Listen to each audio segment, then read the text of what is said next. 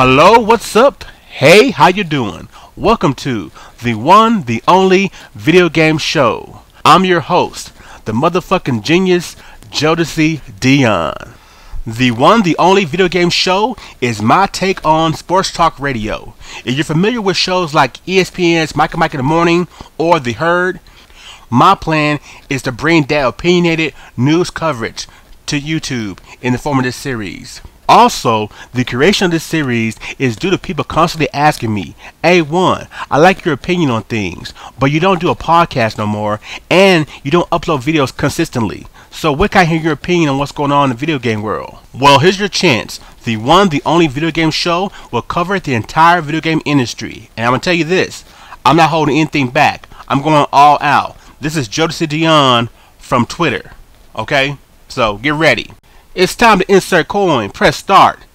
What's up, everybody? It's Jodecideion coming what's to YouTube, and welcome to the one, the only video game show.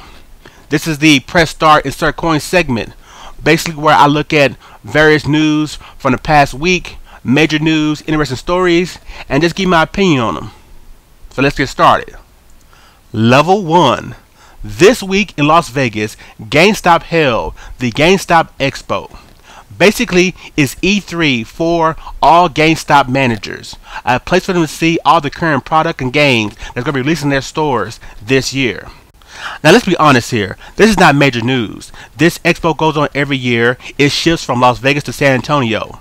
But the reason I'm talking about it is news came out that all managers present will receive home consoles from Sony and Microsoft. That means new PS4 and the new Xbox One, plus several games from third-party developers, all for free. People, this practice happens all the time. Game developers send free products to GameStop and they give it to their managers. So please, in the whole console war scheme of things, don't try to play one side against the other. Well, this guy's giving away free consoles, so you're trying to gain favor. Everybody do it, except Nintendo.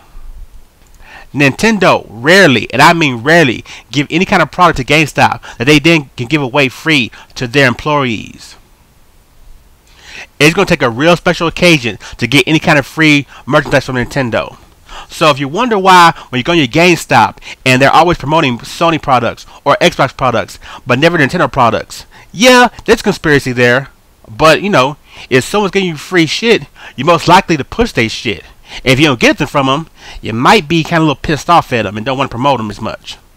Think about it. Level 2. I know a lot of you guys are familiar with Anita Sarkeesian. She's the host of the Feminist Frequency video series on YouTube. Basically, talking about women and tropes in video games, how video games can be made in a way sexist towards women. I'm not here to talk about her or her video series, but I will say because of her, this conversation is now being had a lot more now these days. The main thing I've noticed, and other gamers notice in general, is the way the Western media talks about this subject when it pertains to Japanese-made games. They seem to go out their way to promote all the sins done by the evil Japanese, twisted, perverted game developers. At the same time, when it comes to Western developed games who seem to be pushing the same envelope as their Japanese counterparts, they get overlooked. For example, Suda51's new game, The Killer is Dead, has been so far receiving mixed reviews. But some reviews who said while it's an okay game, the main part that disgusts them, that takes away points from the game itself, is the so-called Gigolo mode. A mode where you use glasses to try to seduce women you meet at bars. The object of this bonus mode of the game is to look at girls without getting caught, trying to determine their attraction level towards your character, and then seducing them and taking them home. Suda51 has said that this mode was inspired by the James Bond character, in which his character in this game is pretty much a Japanese version of. We have all watched the James Bond movies, especially the ones starring Roger Moore. In those movies, he spent more time in the bed than actually saving the world. So, if the character is based off of that character, this mode makes somewhat sense. Especially with it being a side mode that's optional, not actually a real part of the game. Before that, there was an attack on Dragon's Crown, a PS3 exclusive, a 4-player old school beat 'em up side-scrolling adventure created and designed by Vanillaware. These guys are known for exceptional art and artistic design when it comes to their games. Their games always have this unique art style that always fits whatever universe they're trying to create with their games. Dragon's Crown came under harsh scrutiny due to the design of 2 major characters within the game. The female characters, the Sorceress and the Amazon. In the opinion of a writer from Kotaku, he felt that the body proportions, the body type of these characters was exploding and offensive to female gamers everywhere, and there was no place in the industry for these characters' designs. Currently on the market, we have Saints Row 4, a game notorious for being outrageous and outlandish when it comes to just everybody. Females, women's, dogs, cats, whatever. It's crazy. It's raunchy, it's sexist, it's over the top. But it never gets brought up in this argument. And then the upcoming major release, mega blockbuster AAA game, Grand Theft Auto 5. This game, which has built its whole fan base on the idea of finding hookers, fucking them, killing them, robbing them. The hot coffee incident, where basically a hidden mode within the game where you can have sex with your girlfriend after you wine and dine her so many times, fuck her on the bed, as a mini game, and call it a day. And currently what's going on right now, there's promotional images of Grand Theft Auto 5 featuring female characters, female player models. One being used as a goalpost at a golf tournament. And then the overly sexist, the overly perverted yoga instructor who basically using a female character in like furniture. At the time of making this video, not one article from the same people who attacked the Japanese games Dragon's Crown and Killer is Dead has said anything about the things and images pertaining to these Western games. So why is that? Why does it seem like we always pick on Japan? Some have suggested that maybe because they're smaller companies across the seas, where here in the media we can talk about them because we don't have to deal with them personally, directly. And the Western companies are right in our face, and in some cases major dealers in the video game industry. If you decide to attack Rockstar, you're going to be against a giant. And is your small blog, your small time website, are you really willing to get boycotted by this major player in the video game industry? Could it be the prejudice and conceived notions we have about other countries, especially here in America, where we're so big on this PC kick that everybody that's not following our rules, something's wrong with them? At a time right now in Russia, if you're homosexual or gay, they're like throwing you in jail, Yeah, over here in America, we're enlightened. We believe that that's wrong and that's evil, and we should stop that. But, hell, 5 months ago, we were doing, I can say similar things, but, a couple of years ago, we weren't really that positive on homosexuality ourselves. So why that we're now enlightened, everybody else must immediately be enlightened as well? We know the history of Japan and their culture, the way the females and men relationship goes, how they are, I don't want to say obedient, but they are subservient to their husbands. They follow their rules. The man's the dominant force in the culture. We understand the way they portray females in anime, in mangas, in all the entertainment. I totally get that. But we're going to judge them based on how they are in that culture. Then what if everybody starts judging us on the way our culture has been for hundreds of years? I'm talking about the racism, the sexism, the violent natures, all that stuff, the capitalism. We wouldn't want that to happen to us. Before I end this topic, I just want to say this. I've noticed a habit of these white knights all being 5'3" to 5'5" short-haired white guys who weigh about 115, 20 pounds. If you spend more time actually getting laid instead of worrying about what someone's doing in their video games, that people have a choice to buy if they want to or not, maybe you wouldn't be so hung up, so stressed out.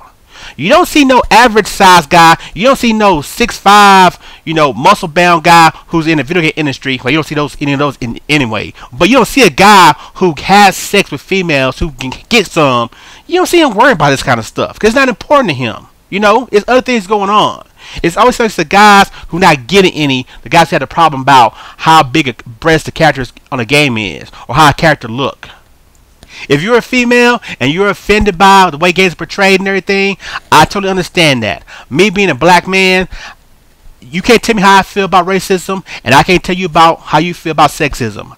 I'm not living it, so I'm not gonna go there. But for these dudes who feel like they need to be on the front lines of protecting people's honor and everything, dude, you're not gonna get laid for being a white knight.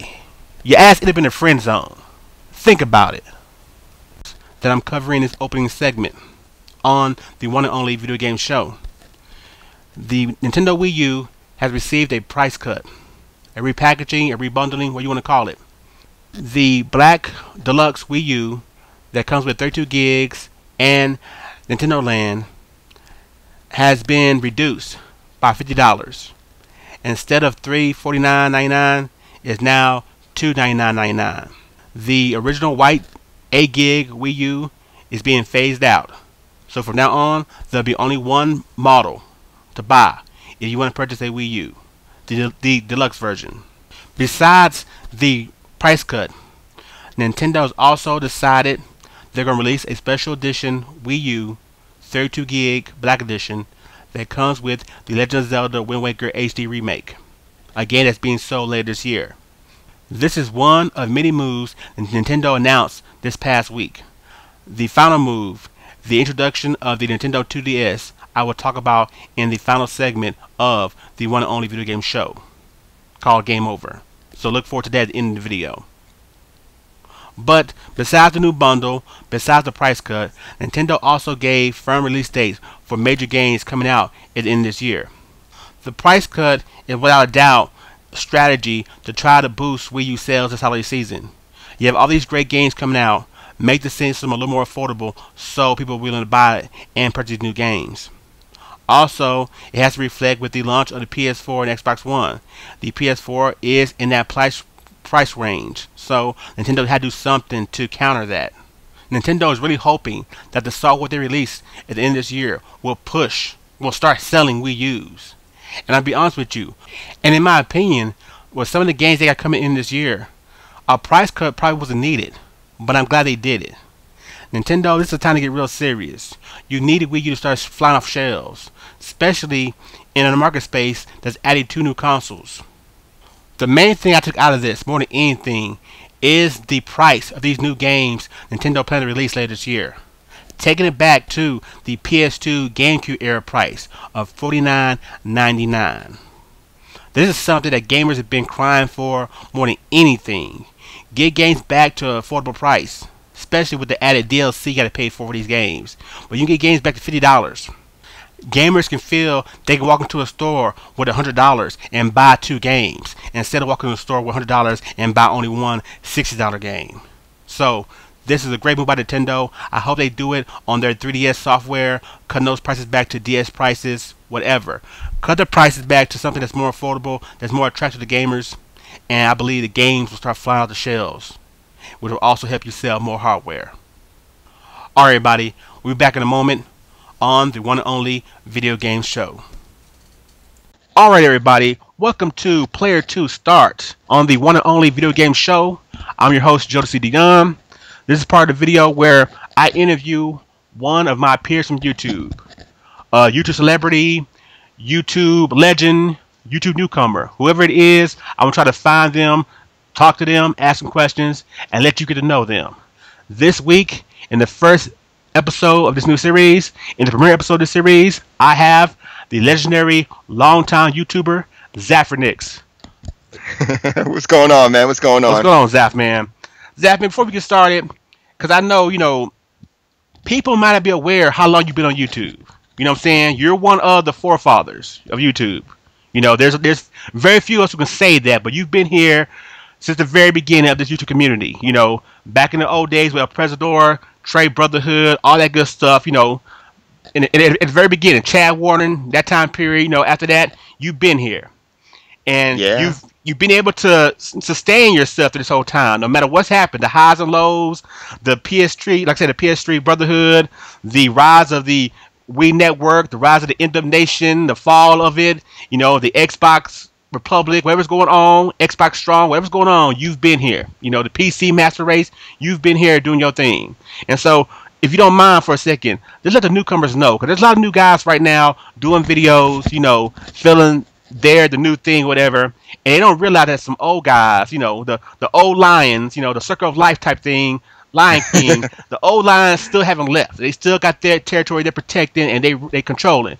So if you don't mind for a second, could you please just tell the people listening, your YouTube, life cycle? How long you been doing it? Wow. Going on, maybe, let me see. I started on, I believe it was March 2006. I believe it was. Actually, it might have been before then. So, I think it's what, 7 years, 8 years now? Yep. Yeah.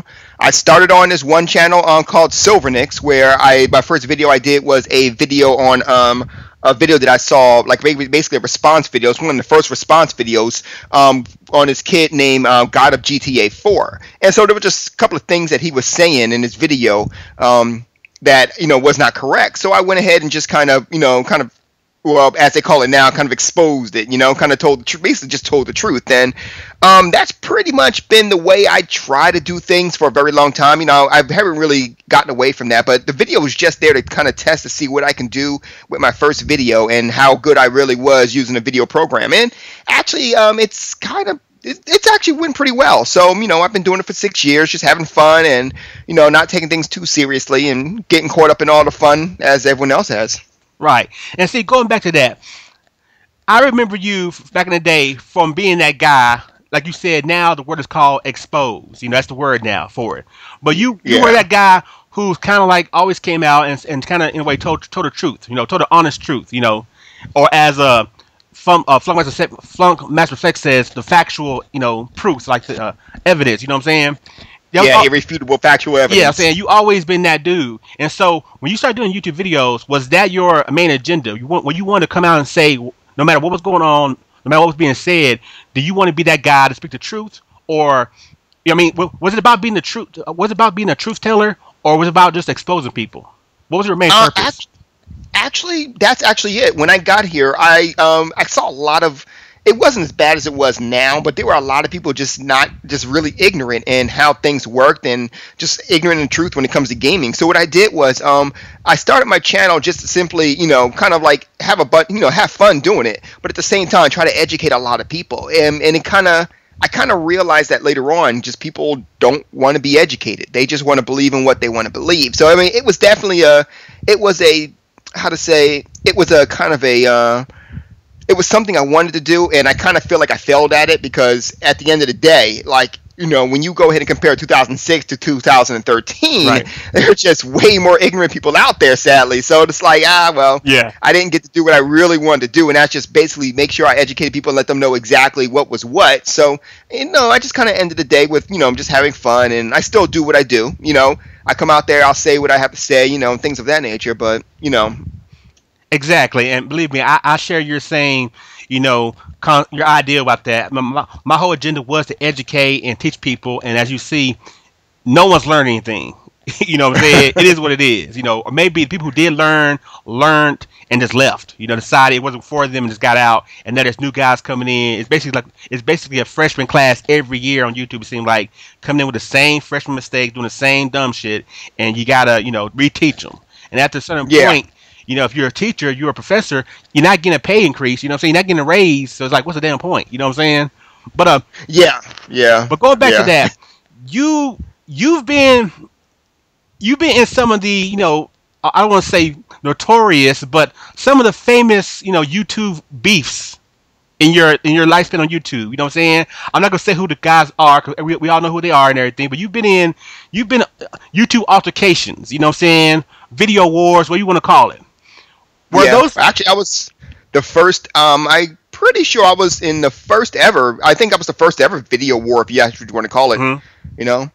Now, did that come across? Did that happen because of you once again trying to give your side to tell the truth, or was it something else that caused all those altercations? Well, the first two were actually planned pretty much. It was kind of worked in the background just for entertainment Right. purposes.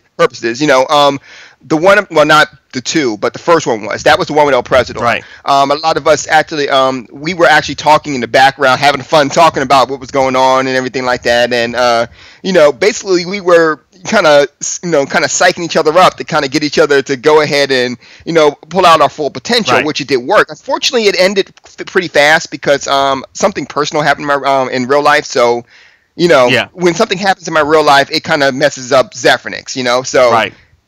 that ended early. And then the second, it was less than an altercation. Altercation is way too strong a word for it. But the second one was with Shokio, actually. Okay. And that one we was talking about which was better. Was it, what was it, P2P servers or what was the other one? P2P servers or dedicated servers? And basically he was saying how dedicated servers were better, and technically he was right from a standpoint, but of course you can actually go back and there's a lot of games out there right now that had dedicated servers that are no longer available because of the fact that they were dedicated servers and the company wanted to take them down, especially from EA and things of that nature. But those P2P servers, those games are still there, Right. Exactly. So you can still play Doom, the original Doom on PC, but you can't play like any dedicated servers like I don't know. I don't really know any. Monster Hunter tried for the Wii. There you It's go. been shut down. In place There of you go. in place of the new game, but still they shut it completely down. So I totally get you. I totally get you. Now, like you said, most of this stuff is in a way planned. And when I mean planned, not like y'all, not like wrestling planned. You know what I'm saying? Y'all guys can kind of and sit in the background planning everything out. But it is you do go into it knowing that, hey guys, this is some entertainment. Let's have some fun with it. Whatever's gonna be said is not personal. Let's see who can make the audience laugh a lot more. In a way, kind of like old school. In a way, old school rap beefs. You know what I'm saying? You going head to head. The better man wins because the better man had the tighter rap, the tighter flow, and everything. Yeah, there's some of them don't end up that way. Like the one with Dr. Trey didn't end that way. And didn't start that way. It was like he kind of came after me, and I was just like, oh, okay, man. Well, I guess we can have some fun with this. I'm bored. There's nothing to do. Right. So I was like, let's do this, and then that thing. The one with I forget that guy's name. He's in jail now. I forget his name. Now that I think about it, I don't even know what that was even about. So, he was. I think what it was is he wanted to be more well known on YouTube. Mm-hmm. He wanted to be more well known on YouTube, and everyone knows if you want to be well known on YouTube, Zephyrnix is that guy to do it. I'll make you famous. So I mean, it's just how I do. I have too much fun with and I get views from it too. Like I'll have every video will have about 400, 500, maybe 600 views. I start a beef or we get into a beef, I'm guaranteed to have at least 1,500 views minimum. Right. So, it's like, so it's always fun, but I always, I try to keep it like just fun, and sometimes I do kind of cross that line, and then I'll come back and apologize for that. I'm sorry, like the one time I actually said something about, when I was younger, basically, I had a situation where I was bullied a lot in school. Right. So when it was like I took something the wrong way, I think it was, and Truth Setting You Free. It kind of came off as Truth Setting You Free trying to bully someone or trying to do something. It was like the first kind of flagging tattletale kind of thing. Yeah.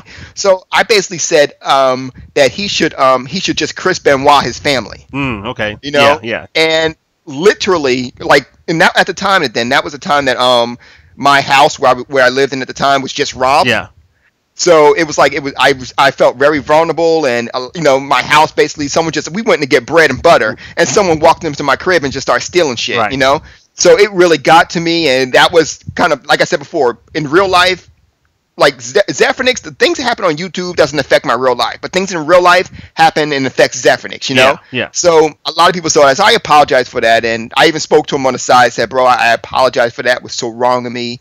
I don't know where that came from, and we're cool now. Right. But and that's the thing too. When these beefs happen, a lot of people don't understand that when these beefs end, 3 out of 4, the person who I was beefing with, we're cool. Right. We were cool before and we're cool after. There really isn't too many people I can really name that I'm like I hate. on YouTube, or that we don't get along anymore on YouTube, or something like that. It doesn't happen that way. Not with me anyway. Right. Speaking of, you doing videos and getting into these beefs and everything, getting into these, these YouTube drama videos, we're gonna call it. You have, in my opinion, now I don't watch too many drama videos, to be honest with you. So I might be aware of the current, the current talent level of some of these guys. But you by far have, in my opinion, probably the greatest drama video, well, trolling video, what you want to call it, of all time.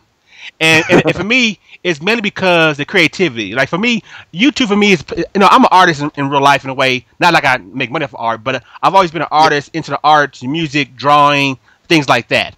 And so part of YouTube for me, when I create my videos, is a way for me to use that talent. How can I make something look better? How can I translate my idea, my brain into this physical video form? Right. Your video that you redubbed with the Aladdin footage. For me, I've done, before that video drops, I've already done 2 videos that I feel pretty proud about. I had the Martin Luther King Boondocks video, and I had the Riley Boondocks video about gaming, and I felt pretty good about that. But then you came out with the Aladdin video, and but my question is to you: were you just sitting on that footage, like you saw that footage, like, man, that'd be a perfect video, I'm gonna use it one of these days? Because it was the footage, the voice acting, the script, it was perfect. So I want to know how long you've been sitting on that. Honestly, not very long. Like, before I get into that, I'm the same way as you are. It's like when I do these beef videos, basically I do them, when it comes to me doing them, sure, it's to make the other person look good, and we have some fun with it, but I really want to challenge myself to find out how I can, like, as an artist, just like you said, I see myself as that way too. I want to find out how I can really go ahead and kind of challenge myself to do better than I was yesterday. How can I make this fun for you to watch? I don't want to sit in front of the camera and just say, you're a faggot, blah, blah, blah, blah. Like other people say. I don't like those kind of videos. I never like them videos. No hate to people who do that, but when you just throwing gameplay up there and you just talking crap about someone, that's not fun to me. Right. So, with the Aladdin video, at the time, I guess I was pro, what do you call it, pro Xbox, whatever they label it these days. And it was literally, I had the idea like right before I went to bed. Mm-hmm. And I haven't even seen the show in a while. So I thought about it and I was like, to go ahead and redub something. And, I remember the actual video of the movie, how it went and all that. So I was like, that'd be fun. So I went to bed, and then, I don't know, for some reason I just got really inspired. By the time I woke up, my wife had went to work. I had to go to work at about, I think, 11 o'clock at the time. I was working for Apple. Mm-hmm. And what I did was I literally jumped up there and put the mic on there and literally just start, like, download the video and, just dubbed it and did it as fast as I possibly could between 9 o'clock and about 10:45. By then I had to go to work. There was no, after that I've been late. So I did it. I finished it. I uploaded it. And I just sent it on YouTube, and then I went ahead and went to work. And I actually didn't know how it was going to be received. So when I got home, I was pleasantly surprised. And people was like, "Oh my God, I'm loving this." My favorite comment that I got in there, he says, he says, "No matter which flag you fly, you got to love this. This was hilarious." Exactly. So I was like, well, thank you, man. I appreciate that. So, and like you said, you too, man. Thank you, man. It was like I said, it was quick work, but it was really fun doing it, See, that's what I'm amazed about, because like I said, I did my videos, it's a similar style, and I know how much it took me to do it. Part of that, trying to be a perfectionist, trying to make sure everything's working, it flows correctly and it's done properly, because it's about the delivery of, how you put it together. If you mess up at one part, it kills the whole concept behind it. And it's just that the idea that, like I said, the image itself, the whole video itself is all it's just perfect. It's like it just fits it perfect. And then the main thing is it's the voice acting. That's the main thing. Unfortunately, I speak real fast, and that's mainly due to having a family full of females, and they're always talking. If you want to get your voice in, you got to out talk them.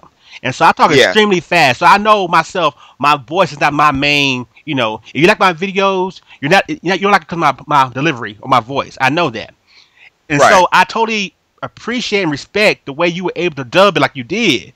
But the idea that the way you dubbed it, I mean, I mean, I don't want to be gassing you up right now, man, but it's really like I favored and I saved it. It's one of my favorite videos just because everything about it is perfect, and I can't believe it took you about like you said, an hour, 2 hours to get that done. When I know it took me like a whole day to do my videos. And when it comes to the production is probably similar in quality, but you far surpassed me when it came to the voice acting. You know what I'm saying? Where I was just I saw the character, try to create a voice for him and do it. You kind of like were just being yourself, but you was able to just deliver each voice, still using your same voice, but just deliver it so different where it felt like it was, it was three individual characters. And even when you did the whole, PS3 fanboy roll call part, you know what I'm saying?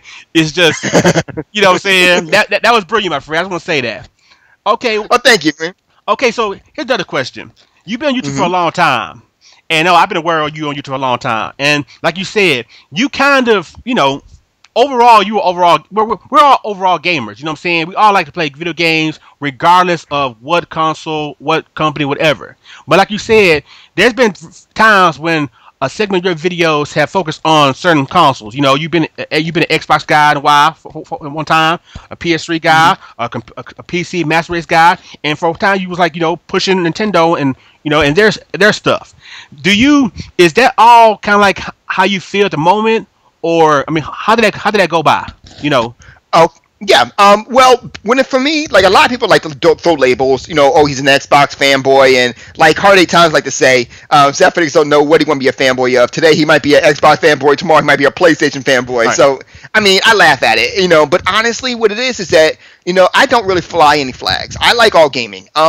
It doesn't matter. Like the only reason why I wasn't really on Sony's side is because I already saw like what they were going to do, and then at the same time, for me, Sony didn't have any games that I wanted to play. And it's like, for example, like honestly, when it comes down to it, I call my PlayStation. I have a nickname for it, and I call it what did I call it? The Naughty Station 3. Okay.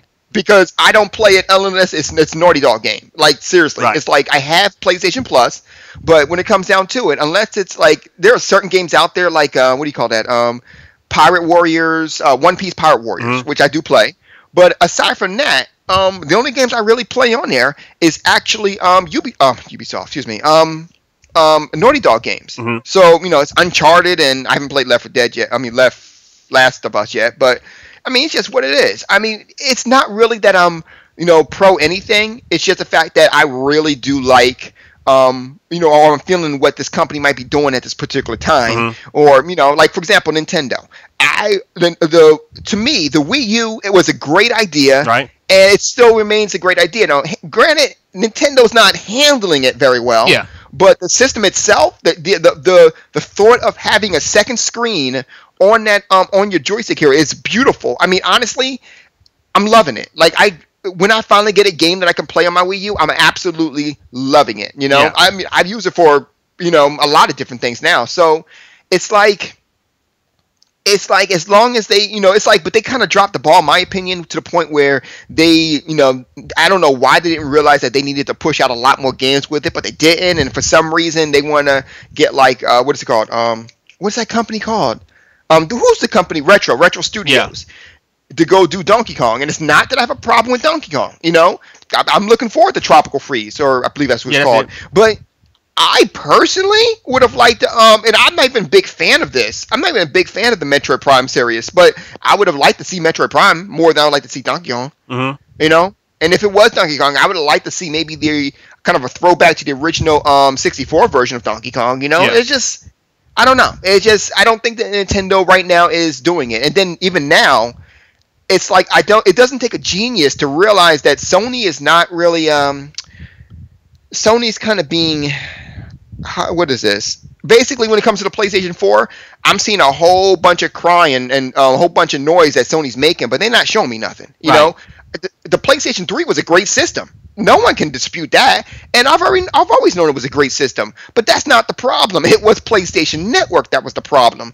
And to this day and age, it's like they haven't said anything too much about PlayStation Network, but they want to talk a whole bunch about what they can do against like how good their system is against the Xbox, and they haven't, like I said before, they haven't compared Xbox Live to PlayStation Network yet. There's a reason behind that, So it's like basically Sony's playing on the ignorance, and no one can see that because they're being ignorant. You know, it's like, come on, really? Right, right. I totally agree with you on that because, like I said, at one time, and people may forget this, that I had a PS3. I bought one of those launch PS3s for $600 and everything. My whole focus of getting a PS3 was I assumed coming off to the PS2 cycle that the PS3 was going to be the go-to console to have if you wanted Japanese eccentric style games. You know, especially when it Right, comes to anime games. The PS2, it had if an anime was out, there was like 4 games for it. You know what I'm saying, on the PS2. And then the right, PS3, I mean, you never got that anime explosion. I mean, yeah, you got a DBZ game every now and then you got the Naruto game every now and then. But I mean, come off the PS2, there was fairy tale games. I mean, everybody had a Rave Master game. It was a game for everything. And so in the right. PS3, I didn't see that happening. Mainly due to the shift of Western developers being more dominant compared to Japanese developers. It never materialized for me to be my Japanese console. And then the only game on PS3 that I owned, that I bought, that the reason to play it was a Grand Theft Auto, and that was mainly for the Right. online mode. So I totally get you on the whole buying a console for a certain purpose, and that's the only reason you do it. Not to say that these games that they make are horrible or anything like that, just that they never were something that I really was attracted to, that I was going to sit down and buy and start to play. You know what I'm saying? So Well, yeah, actually, and that's the thing too, because like now, it's funny you said that because that's a big thing to touch on right there. Because I always like when it comes to the PlayStation 2, sure, I had those dark games at the time, Resident Evil, and a couple of things like that. But the reality of it was that it was always, how to put this, I didn't have to worry about. Like there was a lot of games out there that was really fun to play. I believe it's pronounced. I pronounce my names all the name of these games all wrong all the time. I speak fast too. Shotoken, I believe it was called. It was a Japanese RPG where it had like 6 people, and it was like 3 in the front, 3 in the back, and it was like a great game. It was like on the PlayStation 1, 2, and on PlayStation 1 and 2.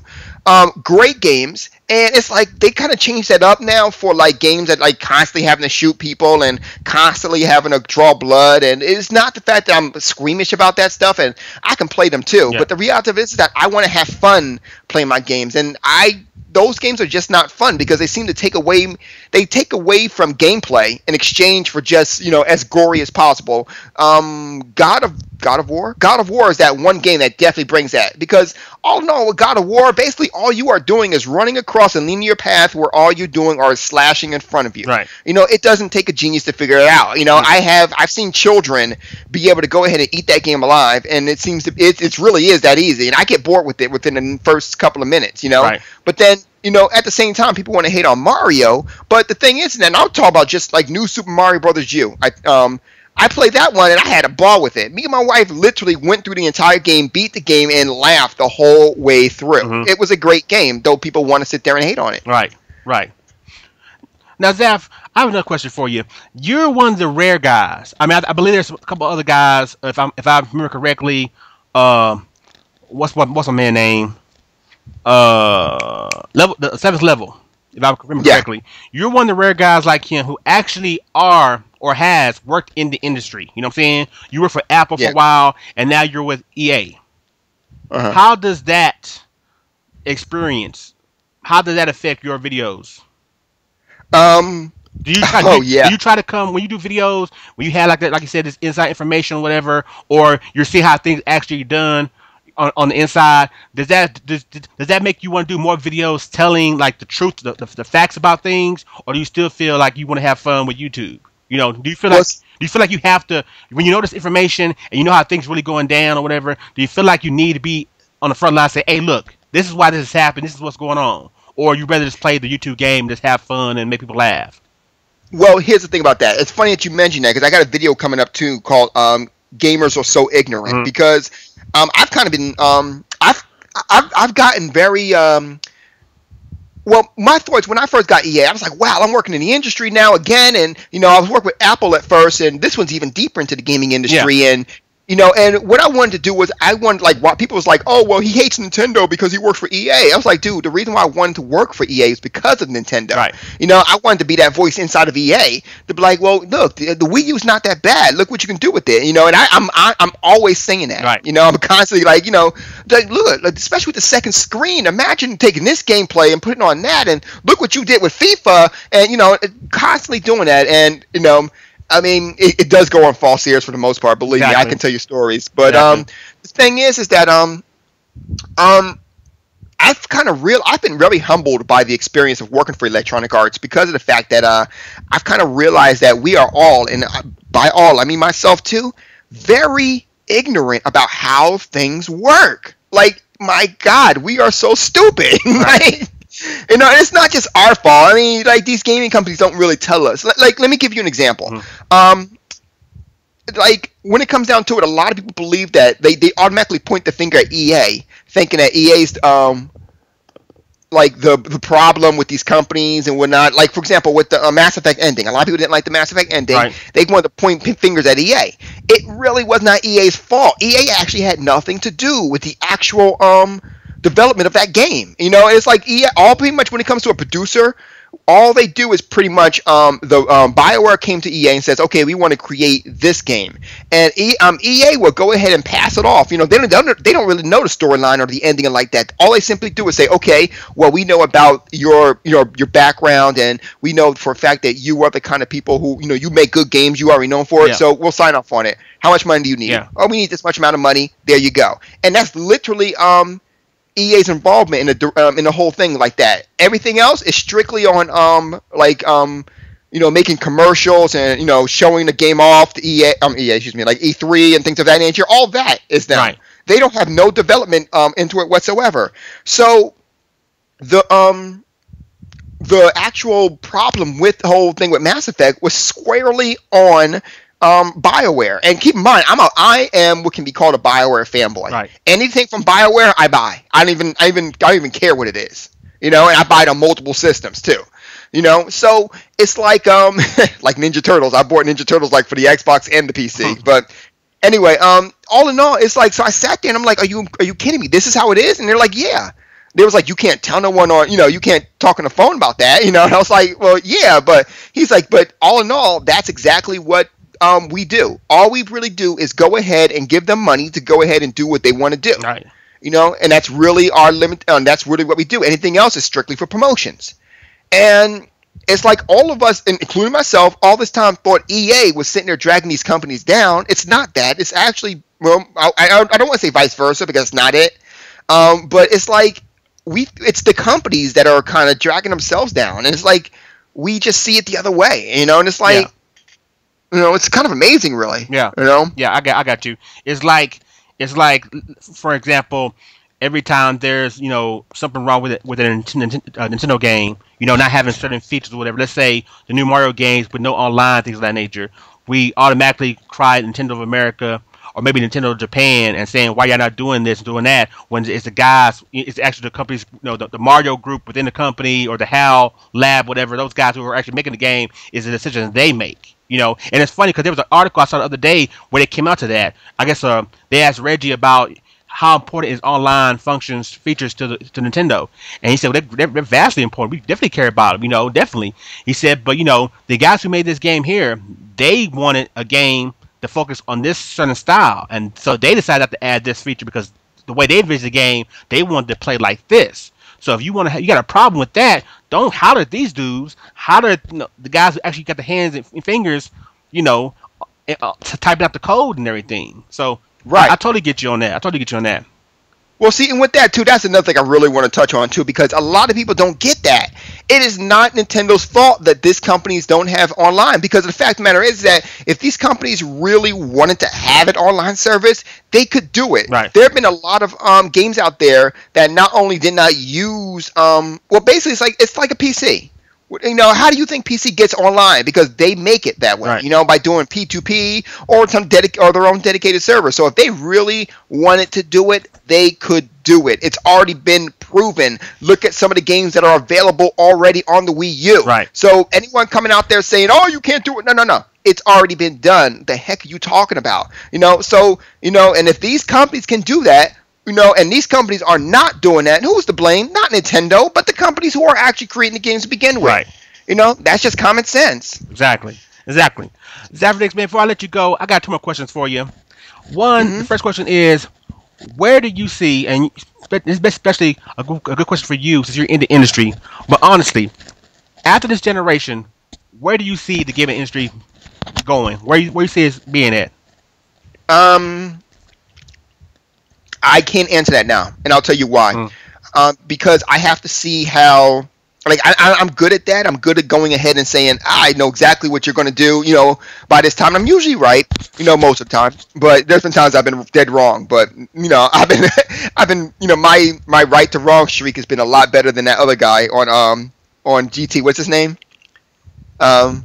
On Game Trailer, you know what I mean? Yeah, I got you. Dorito Pope. Yeah, I'm like, dag, man. For a guy who gets paid so much money, I'm sure I'm right way more than you are. Yeah. But in order to really find out how the industry is going to go, I need to go ahead and watch the industry go. Like right now, I can't really, 6 years down the line, I can't really tell you. Right. I can only tell you about maybe like 1-2 years, that much, so. Okay, well, how about this? With the impending launch of the Xbox One and the PS4, do you see either one of them or both of them taking off and just running away, or do you see something similar, something more in line with the launch of the Wii U, where of course it's gonna have a strong holiday, both consoles, but then in the latter, the first part of the next year, kind of lower sales, not meet expectations? It's not going to meet expectations. I actually already know that, and the reason why is because like for Sony, Sony is just getting out their PlayStation 4s now. They're just putting them together. Some companies don't even have them. That was actually a discussion at work. Actually, they were saying how they're kind of worried now because of the fact that Sony is not kind of living up to. They're not kind of getting their systems out. Like in normal cases, like by the time the system kind of goes, a system itself goes gold. Yeah. Kind of like two months ago actually. So they kind of got worried about that. So especially if they're going to go ahead and get a release date of November. But here's the thing: a lot of people's not really understanding this. Wii U, Xbox One, and PlayStation 4 are all have the processor by AMD, right? Correct. Now, with that being said, AMD also has 2 other processors coming down the line. One of which is the Jaguar family. The other is the I believe it's not Jaguar family. Another one is 2 video cards, the 8000 series video card and the 9000 series video card by the end of this year. Now, with all that going on with one company, you can't expect them to be able to go ahead and push out all these systems like that. Right. It's not going to happen. And a lot of people aren't really putting 2 and 2 together, but I honestly believe that there's going to be a strong slowdown. There's going to be extreme. It's going to be great during well, I wouldn't say great because it's going to be decent during the launch. But the thing is that a lot of people are going to be pretty much screwed over because they're not going to get a system, and you're not going to get a system until 2014, probably sometime between February and March. Right. If you're not a camper, basically, if you're not a person who camps out in front of GameStop, 2 days prior. Exactly. Which I'm not, by the way. Right. All right. So my last question for you is, where do you see yourself when it comes to the YouTube experience, YouTube community in a couple years? Are you still going to be doing videos as long as gaming still, a interesting topic as it is, a fun hobby to have? Or do you see yourself one day just maybe moving on to another community of YouTube or just stop making videos? Well, I mean, am I going to walk away from gaming? No. I love gaming. Ride or die, right? But I mean, I've always loved gaming, and I don't consider my age or anything like that. Those for some reason people think I'm way older than I really am. But I mean, a lot of people, I love gaming basically. So as long as gaming's around, I'm going to go ahead and produce games and produce videos and talk about it. At the same time, though, I do kind of reach out to other communities. Like for example, a lot of people don't know I'm really a big fan of anime. Been watching Fairy Tale. Matter of fact, before you called me, I was actually watching Fairy Tale episode. I think it's 111. So, yeah, 111. So there's that, and I got a whole bunch of them that I want to go ahead and watch as well. So there's anime, and then I'm also into music. Right. I'm a saxophonist, so I plan to go ahead and start a YouTube, my YouTube saxophone channel pretty soon. Not sure when exactly, but I do plan to do that. So I mean, it's not the fact that I plan to walk past the gaming community. Far from that, but I definitely plan to go ahead and kind of stretch my arms out to other communities to go ahead and to go ahead and talk about other topics. If you actually look at my channel, I've done it already. I've had a Sailor Moon video, which actually made a lot of got a lot of views. Mm-hmm. So I think somewhere around like 3,000 to 5,000 views, which was surprising. Sailor Moon, for the love of God. Right. So and when Sailor Moon does come out for their new release, I'm going to do that as well. So yeah, I mean, it really has nothing to do with an actual, like if it's like gaming or whatever. I'm always going to be here. Granted, one day it's going to come to the point where I can't go ahead and do this anymore. Right. And then that's going to be a different story. I'm going to say, okay, look, I can't even pronounce a complete sentence. My hands are shaking to the point where, using a mouse is just not happening. Right. So maybe then. But right now, I'm having fun. I'm enjoying every time of it. I'm having, great fun talking to people and, like this particular video, having fun going back and forth. People ask me questions. I'm asking you questions, going ahead and talking to people on Skype or just doing videos in general. Loving it. So I don't see myself stopping anytime soon. Sorry, haters. Well, all right, man. Zephyrnix, man, I appreciate you doing this video for me, answering the questions, getting personal. You know what I'm saying? There's a lot of things I learned about you that I never knew, and I definitely appreciate it. And you, man, just keep doing your thing, man. Regardless of what side you on, whatever. All I care about is keep on pushing the envelope when it comes to creativity. If you're going to troll creative. If you're going to do educational video, do it creative. I mean, that's all I care about creative. What can you sit down and think about and then produce with your own, your own ability and put it out there? That's the main thing. Right. I definitely appreciate and respect by anybody who can pull it off. Even if I don't agree with what you're saying. If you do it creative, I'm totally backing it. I'm totally supporting it. And so I want to thank Zephyrnix for joining us in this first episode of the One and Only Video Game Show. We'll see you guys in a moment. You're now entering the bonus level on the One and Only Video Game Show. It's me, Jodecideion. In this segment of the video, I plan to answer all questions sent to me through Twitter, Facebook, my YouTube page, the comment section on this video, wherever. If you have a question you want to ask me about video games, the industry, the business side, the development side, the gaming side, the fanboy side, whatever side of the video game world you want to know, you have a question about, and you want my opinion on it, my honest direct opinion on it, please post it, and I promise you, start with the next video, I will answer them. I'll answer as many questions as there are posted. So leave the question and I'll answer it. And we're back to the One and Only Video Game Show. I'm your host, Jodecideion. This is the final segment of the show called Game Over. In Game Over, I take a final look at the last subject of the day. I want to talk about the reveal, the release, the announcement of the Nintendo 2DS. Leave it to Nintendo to find some way to make the internet go wild and crazy. I mean, people totally forgot about Ben Affleck being Batman or Miley Cyrus at the VMAs shaking that no ass of hers. They totally forgot about that. Now everybody's on the Nintendo 2DS. Why do it exist? Why is it so ugly? What's the damn point? I mean, nerd outrage, consumer outrage, fanboy outrage, whatever, is at an all-time high for this one device. And I, for one, I don't understand, not really why everybody's so mad, why everybody don't understand why this has to happen, why this is needed to happen. So let me explain this in the last segment in Game Over. The Nintendo 2DS, its sole purpose to exist is for Nintendo to find some way to get the last bit of possible sales they can get from the dedicated handheld market. Gamers don't want to believe it, fanboys don't want to see it, but the dedicated handheld market has lost massive amount of users, a massive amount of people who are willing to buy the device as they currently are. People, adults, children, they're playing games on phones, on tablets. The more and more nowadays, I see people at schools, at parks, at the mall, at movies, whatever, on their phone, on some kind of tablet device.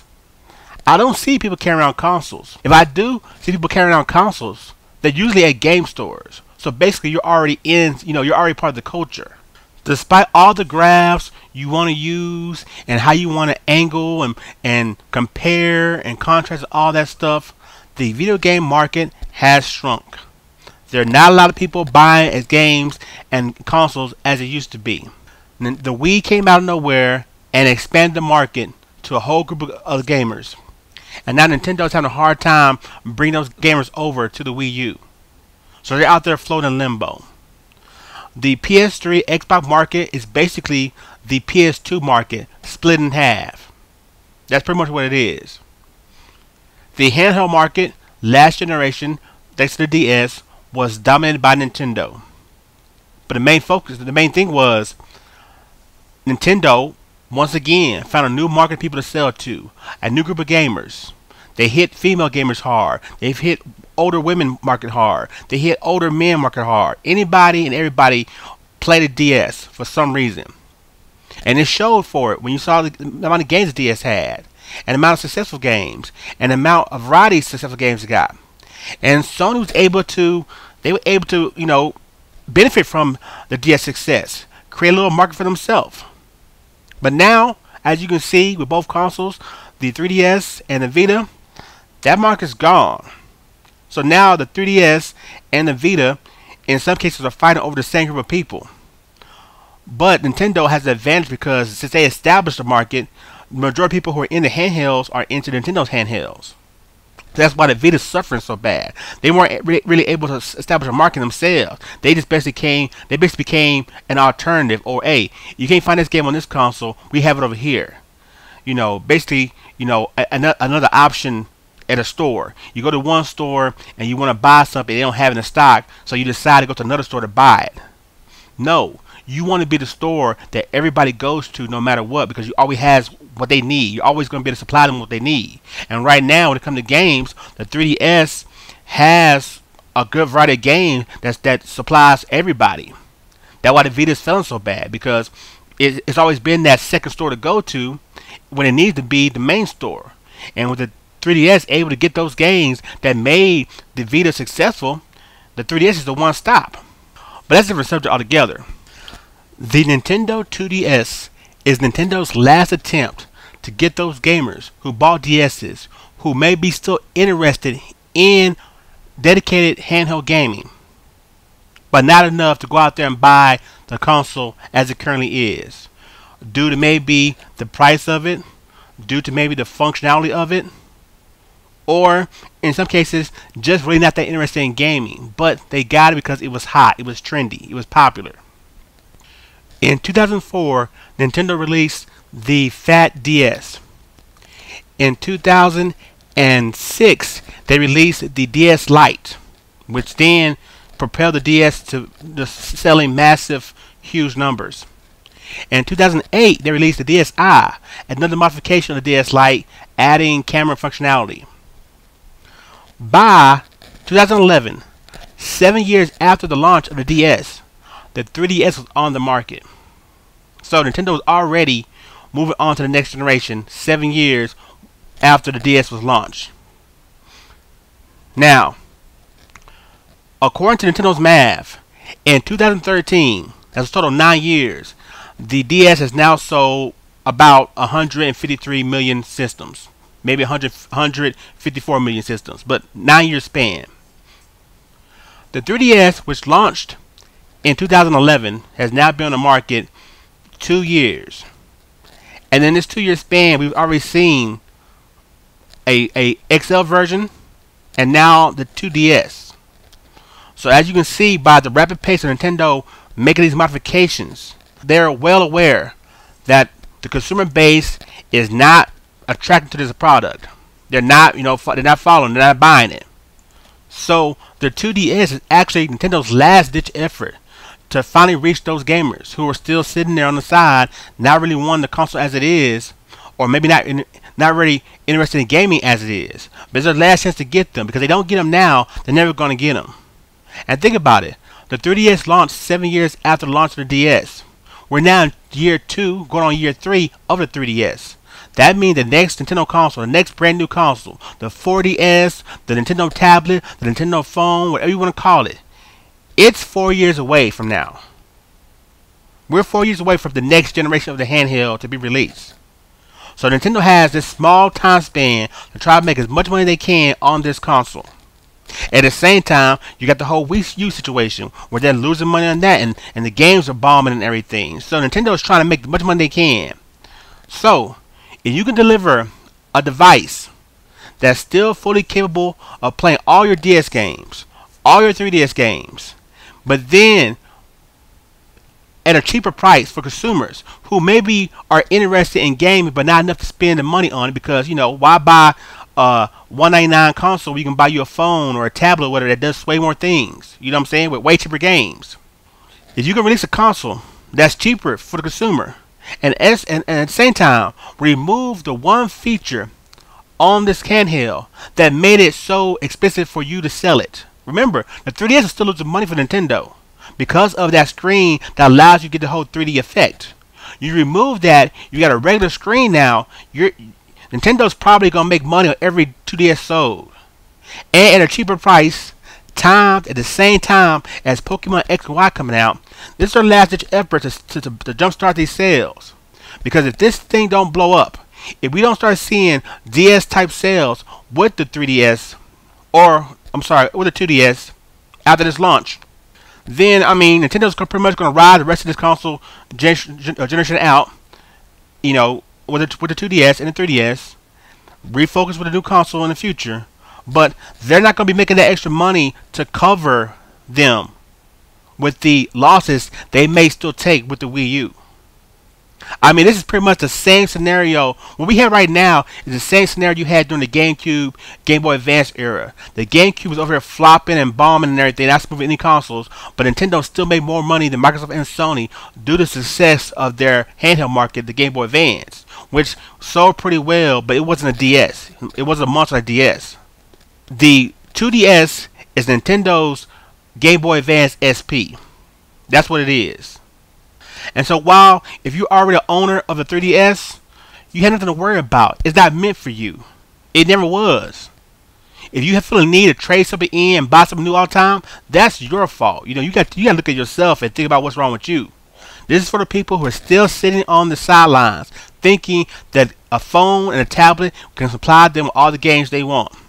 Partially is that not true, because the Nintendo 3DS lineup currently right now is better than the DS lineup. For every game that was successful on the DS, there's actually a 3DS version that's better. Mario Kart 7 is a better product than Mario Kart DS. The 2D Mario game, the 3D Mario game is better than what you got on the DS. The Animal Crossing game is light years better than Wild World on the DS. So the 3DS has the content. So it has to be the price that's holding people back. And if it's not the price, if this come out and bomb and no one buys it all, what it means is that portable, dedicated handheld gaming is dead, and Nintendo should totally just get out of it, or downsize it so much to where they won't have to worry about massive losses and everything. Because this is the last ditch effort. If this doesn't, if these consoles don't sell, the price cut of the Vita, if that doesn't help that, at least push more units. If this doesn't help the Nintendo library, because the games are there, what's holding this console back is a price. If this doesn't help them succeed, then you just kiss portable gaming goodbye. So on a side note, I hope I explained that as well as I could. I got a lot of things going on in my head right now, but on a side note, let's touch this whole ugly thing and then why it exists. First and foremost, ugly. The 2DS fits in with the current PS4 and the Xbox One, okay? There have been a lot of unattractive consoles shown and revealed recently. So it fits right in, okay? It fits right in. Let's not all of a sudden say this is the ugly thing of all time. The Xbox One like a Betamax. The PS4, I don't know what the hell that is. Some kind of Lego set together. I don't know. You know, Mega Blocks. I don't know what the hell it is. But still, consoles get ugly. Everybody make an ugly console. So that's just, you know, and then you're not making love to a console, okay? I mean, you know what I'm saying? A console supposed to play games and everything. How it looks has no effect on how the games play, okay? Seriously. And then the outrage. Why do it exist? Like I just told you, it's about money. Where was the outrage when Microsoft, you know, had the $99 subscription-based Xbox system, 360? $99, you buy, you got to pay a subscription, you know, to cover the price. You know, they got you on that. Where's the outrage of the $199 PS3 with the 12 gig hard drive? Where's that outrage? How pointless is that? See, the main thing is, what Microsoft did, it was done to help push the sales they started getting because of Kinect. So it was a good move to keep pushing things forward, to expand the market they were getting. What the DS is doing is trying to, once again, expand the market they currently have and seeking to help out. That PS3 move, that 12 gig PS3, what is that helping? The PS3, that generation is over. You lost. Sony came in third. Even if they're now second when you look at the worldwide sales, the PS3 was outsold by the Wii and the 360 in the United States 2-1. A $199 PS3 ain't gonna help you, especially with a PS4 dropping in this year. So that's pointless. That's stupid. The 2DS is not. Well, there you have it, my little rant in my Game Over segment on the One and Only Video Game Show. I hope you guys enjoyed this first episode. Like I said, if you like it, please keep watching, subscribe to the channel to keep seeing it. Like the video, dislike, comment, whatever. Do what you want to do. I need some input. I'm always going to share my opinion with you, and I promise to always be honest. The main thing I care about is being fair. If I'm going to call out somebody, I'm going to call out everybody, regardless of loyalty. But I'm going to be honest with you, I'm going to be fair with you. So, like I said, for the One and Only Video Game Show, this is Jodecideion. I'll see you next time. Peace.